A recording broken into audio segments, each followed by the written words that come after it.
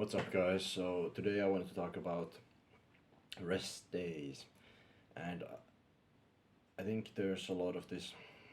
A lot of people don't talk about rest days as in like what are you supposed to do on a rest day, okay? And I think there's a lot of mm, mixed information, let's say, on rest days, and I think I wanted to at least bring my routine and what I think is good for rest days when it comes into lifting anyway, and how to use rest days. Now, I think most people, when it comes to rest days, they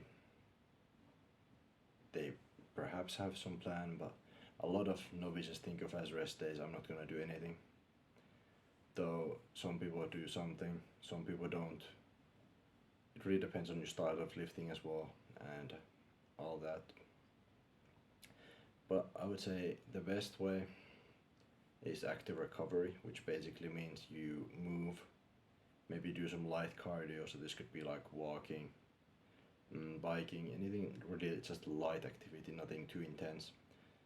So any kind of cardio or swimming, whatever, something that doesn't inherently hugely affect your muscles recovery, and you can still recover, but you're kind of like pumping a little bit of blood into the muscles and just letting your body active recover better.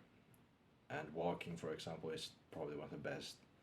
So that's going to allow you to actively engage your body, and it's going to help all of your muscles recover faster and pump blood into the right places so that you can recover better.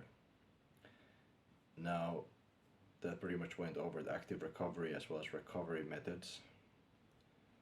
Now, as far as specific recovery methods, it really depends what you need. If you need some kind of specific recovery methods, like you need to do some sort of movements to help enhance your recovery, like maybe some dynamic options, like you could do some kind of band work on a recovery day or something like that.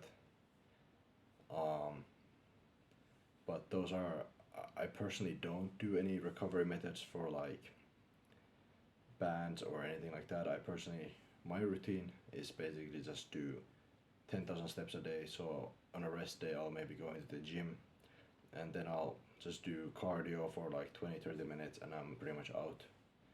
And I might include stretching if needed, but stretching is kind of a mixed bag as well.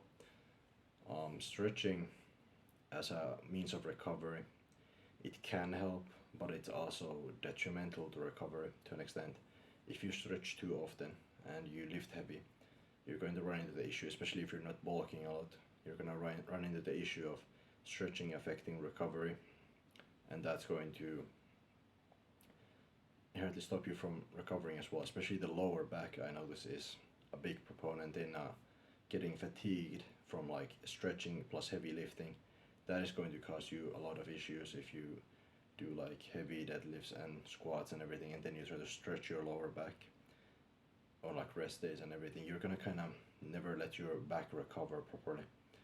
So you kind of have to use conservatively and listen to your body when it comes to stretching as a means of recovery. I would say stretching can help recovery a little bit. Maybe this is pro science, but I find that it helps me a little bit.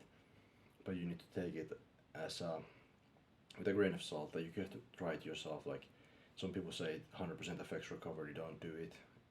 Don't do stretching at all.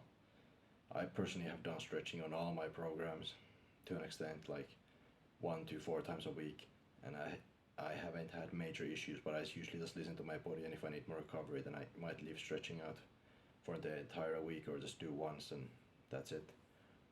And the days that you do stretching on has to be fairly thought out as well to an extent. It's not a big deal, but sometimes it might not be a wise idea to do it on a leg day or deadlift day, whatever. It's mainly just because you don't want to over fatigue your different areas like abductors, low back, hamstrings. If you just train them, you don't want to stretch them straight away inherently. You can, it's not a problem. I've done it, but you kind of have to listen to your body and see what feels good for you. But yeah, on days where you don't train at all, you can definitely stretch. a specific muscle group. Like say on upper day you can stretch your legs no problem really, and lower back because you're not as fatigued. I find that helps a lot. But that's all for this video pretty much. I just wanted to talk about rest days in lifting and why people usually end up doing nothing on rest days. I'm not saying that's everybody or generalizing, but that's, I feel like, the mindset a lot of people have about rest days. Instead, I think rest days should be used for active recovery to help your body be recovered better for the next session. So doing some kind of active recovery, so some kind of movement like walking, swimming, whatever, it floats your boat. That's like light activity that helps your body recover better. And you can include some band work or something like this, but I personally don't do those. So you have to be careful with certain band works because those can affect recovery badly as well.